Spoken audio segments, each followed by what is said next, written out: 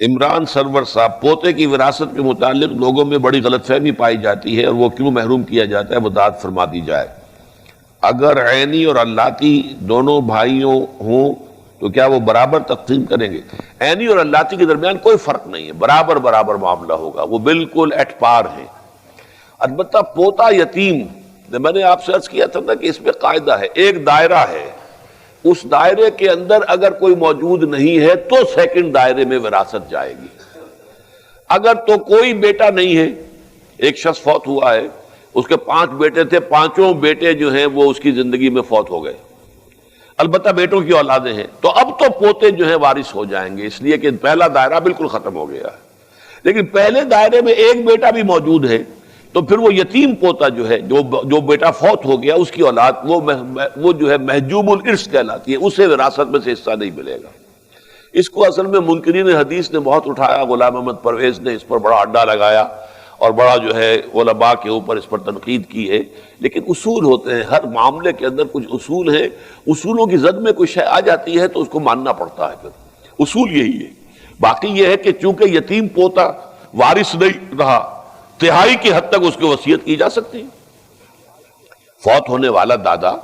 وہ اپنے یتیم پوتے کے لیے یا یتیم پوتوں کے لیے تہائی کی حد تک وصیت کر سکتا ہے یا اپنی زندگی میں ہبہ کر سکتا ہے۔ مطلب یہ کہ کمپنسیٹ کرنے کے تو بے شمار ہیں،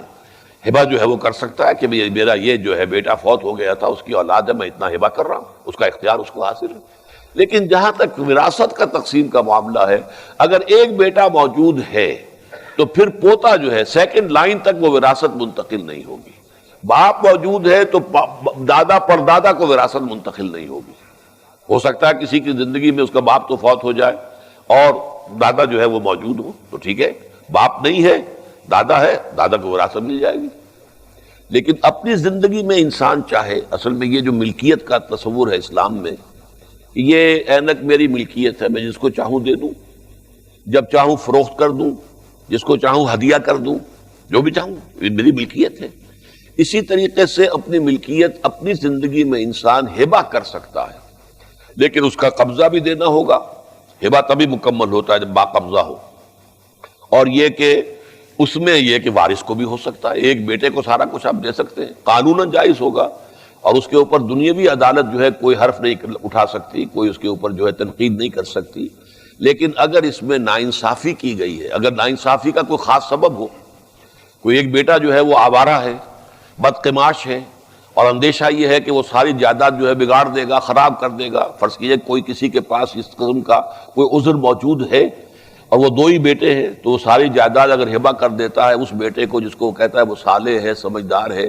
اب نفع نقصان کا جو ہے اس کو پورا فہم موجود ہے، تو اس کا جواز ہوگا۔ لیکن اگر ایسی کوئی شکل نہیں ہے اور خامخواہ جو ہے کسی ایک بیٹے کو آپ نے وراثت سے محروم کیا ہے، تو در حقیقت یہ بہت بڑا گناہ ہوگا۔ البتہ قانوناً اس کا حق حاصل ہے، آپ اپنی زندگی میں ہبہ کر سکتے ہیں، اور اس ہبہ کا معاملہ جو ہے وہ کسی ادارے کے نام پہ ہو سکتا ہے، کسی دینی کام کے لیے ہو سکتا ہے، کسی مدرسے کو ہو سکتا ہے، کسی اور درسگاہ کے لیے، کسی ہسپتال کے لیے، کسی فاؤنڈیشن کے لیے یہ ہبہ ہو سکتا ہے، اور اپنے وارثوں کے لیے بھی ہبہ ہو سکتا ہے۔ تو ہبہ اور ہے، وصیت علیحدہ شے ہے، اور وراثت علیحدہ شے ہے۔ یہاں یہ کہ وراثت کا حق معین کیا گیا ہے، لیکن یہ کہ اسے لڑکے کے مقابلے میں آدھا رکھا گیا، اس کی وضاحت تو میں کر چکا ہوں۔ اور